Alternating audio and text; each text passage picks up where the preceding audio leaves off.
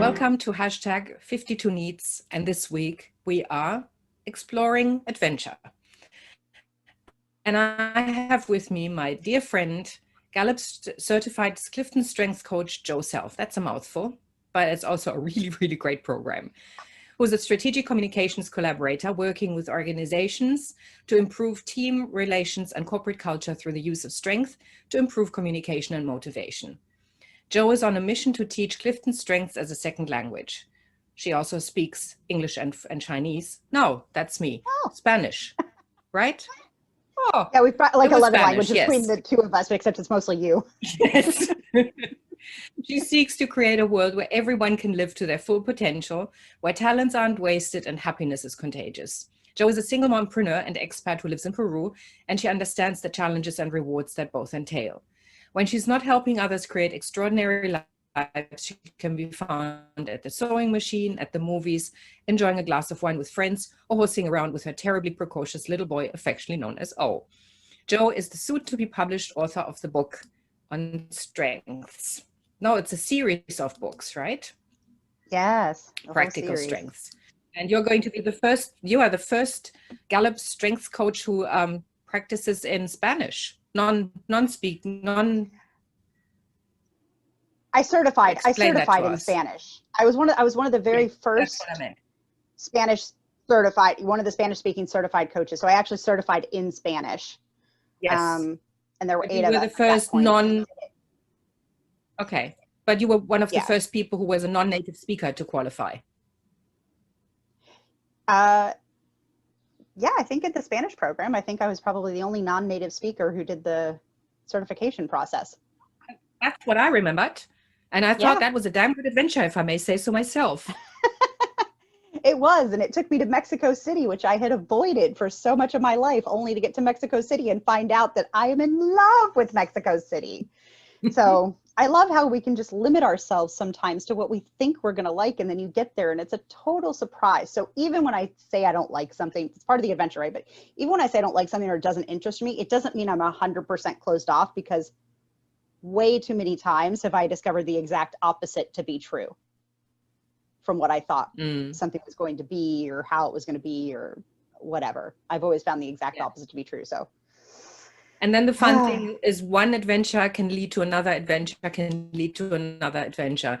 So it's almost like, it's almost like a domino that kicks over many others. So the attitude of taking on an adventure and saying, I'm ready, that just creates more. Well, and on top of that, it's interesting, and I know you've probably experienced this too, because we've had a couple of these conversations in the past. But when you say things like, oh, I'm moving to Uruguay, which is where I went before I came to Peru, and people went, I'm sorry, you're what? Like, oh, I'm moving to Uruguay. Aren't you scared? Nope. Hadn't crossed my mind that I was scared, right? And you know that it's like their fears or their preconceived ideas. And I talk about Mexico now too, and people go like, oh, it's so different. Like, it's really not any worse than just about anywhere else, and especially in the US. But we talk about the balance of, right, like, maybe I am scared, but I don't let that stop me. So I always remind people that, you can't be brave if you're not scared. One doesn't exist without the other. Yeah. Right? It's just whether a risk is not something where you fear or not. Yeah. No.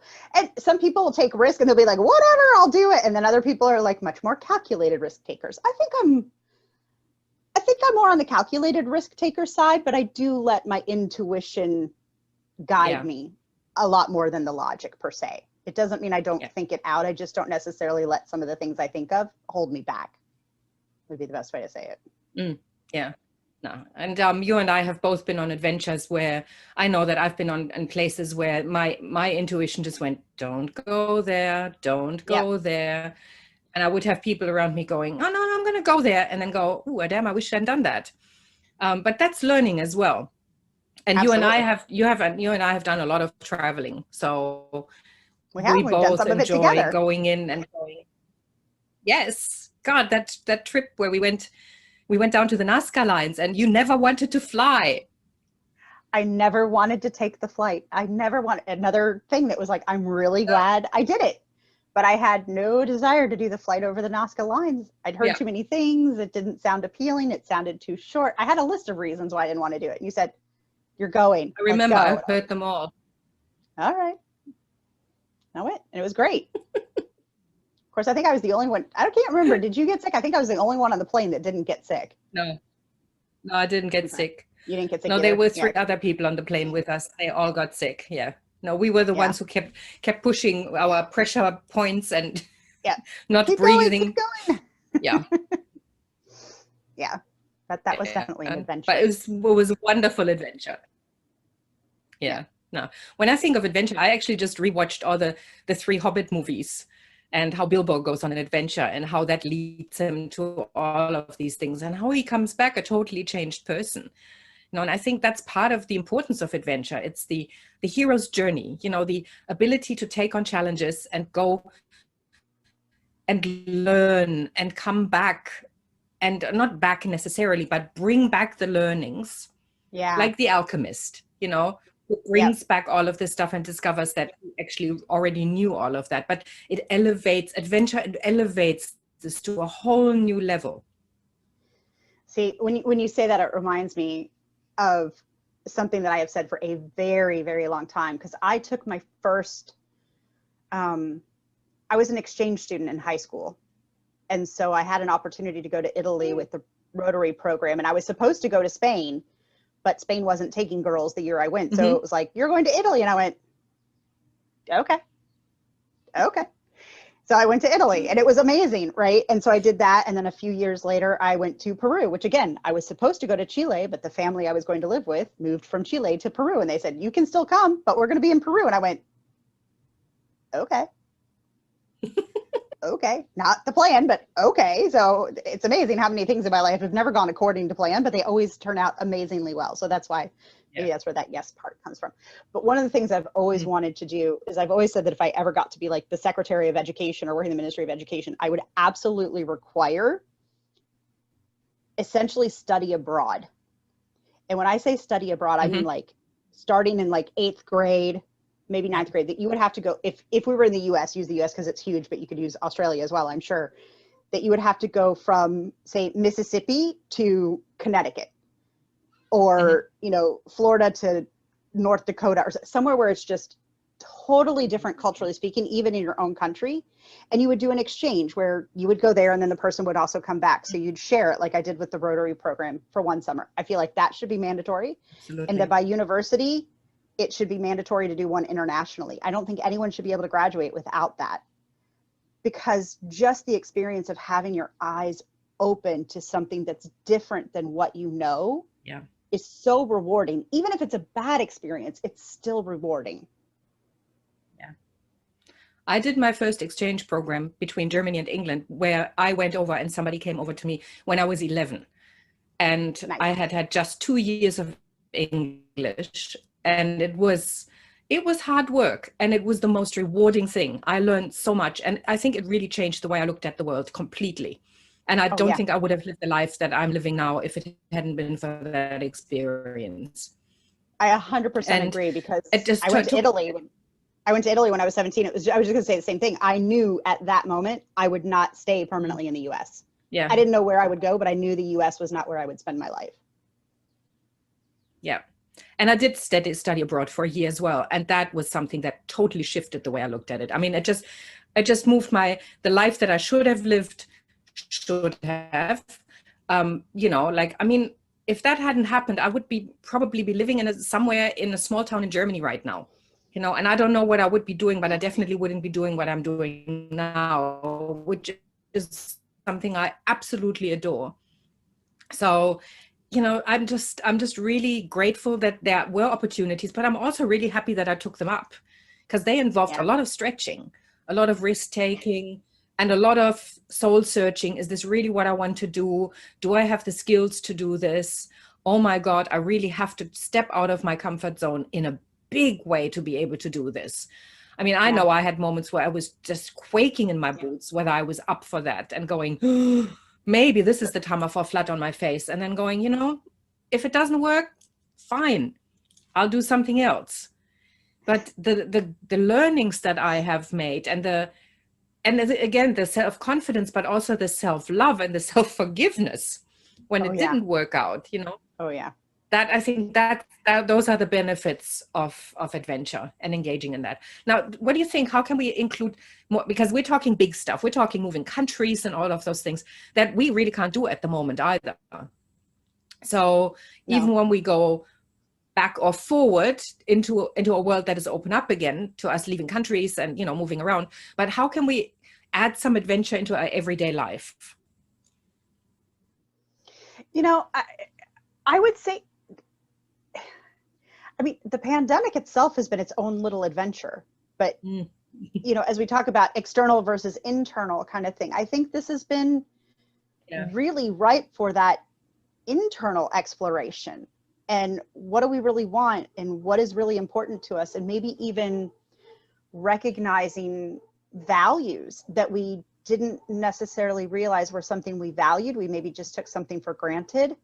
And that's something I've even noticed just recently in certain travels. I never realized how much aesthetics was really a huge value to me, my environment, what I live in, how I do that, until I left Lima and went to Mexico City and then came back, and I was like, I did not realize like how much lighter I felt with more green and more art and more architecture versus being in this kind of sandbox on the ocean that's monochromatic and weather that never changes. And you know, it's really important to me to have that. And I think this past year, I mean, I had to really shift my thinking, because I tend to be someone who's I'm always planning for the next thing. I'm always moving forward. I'm always doing stuff. But with things closed down, I didn't have that anymore. And it caused some anxiety for me. And I had to really shift to make myself more capable of living in the present moment and trying not to worry so much about what next, but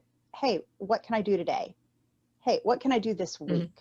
What, you know, where do I need to go? And plan for things that were even longer term that didn't have maybe set deadlines, right? Things that were a little bit more fluid. And that is like writing a book. Like writing a book. It's been its own adventure. You don't just write a book. You go straight into the adventure of writing a book series. Oh yeah, it's going to be 8 books altogether, because that's how I roll. It's never just one. There's a plan. But I want to mention this, and I feel like it's important because we talk about that personal sense of adventure. And I know maybe we were looking at how to get out and do things differently maybe, but I had to really dig deep, because I want to leave where I'm living now. I've been here for 10 years. I know it's not a good fit for me. I make the most out of it, but I need to leave. But one of the reasons I can't leave is because of custody of my son and not being able to get permission from his father necessarily to be able to leave. And I spent quite a lot of time last year when we were in full lockdown, knowing that Mexico is in my future, knowing that leaving this country is in my future. And I think it's sooner rather than later. And what am I willing to do? And I had to decide, am I willing to let Carlos have custody of O and go off on my own? And it is not something I want to do, but I had to come to peace with the idea that it might be something I have to do at some point, because it may not be an option. And I'm thinking through that. And yeah, you know, without going into a lot of story, but that was a big internal journey and an adventure I had to take to really imagine the potential outcomes. What would I do? And I think at the end of the day, because my father traveled all the time after my mom died, that was his job, was to travel. He had to struggle with whether he stayed home or didn't. And my dad called me every night. We had a 20-minute conversation. When I had something important, a play, a school event, anything, he was there. And so in spite of the fact that he wasn't there every day, he was there on the weekends, I never ever felt like my dad didn't love me, that I wasn't important to him, that it wasn't there. So it was never about him physically being there. It was about emotionally being there. And I feel like as O gets a little bit older, I'll be able to relay that to him and hopefully would have the same experience. We're different people, but hopefully that's a possibility, right? But it was for me just to come to peace with the possibility of making that decision when it came, which is probably a year or 2 years down the road. It's not even next, but I had the time to mentally put myself in that position to think about it. Whereas in the day-to-day, we don't always have that luxury.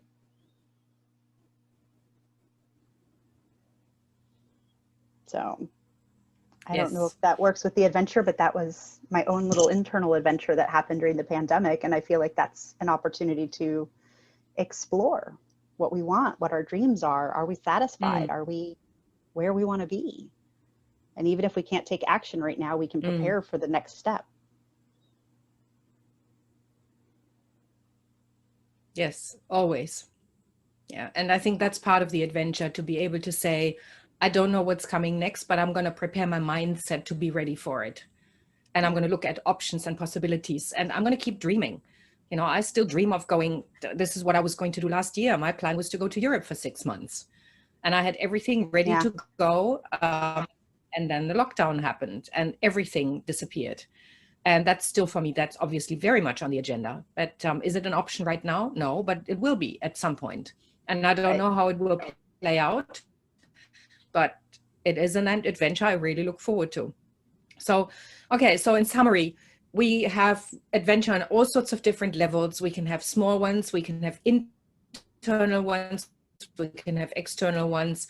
And again, it's not determined by the external circumstances. It is about creating that mindset that says, I'm ready to take on something that's unexpected.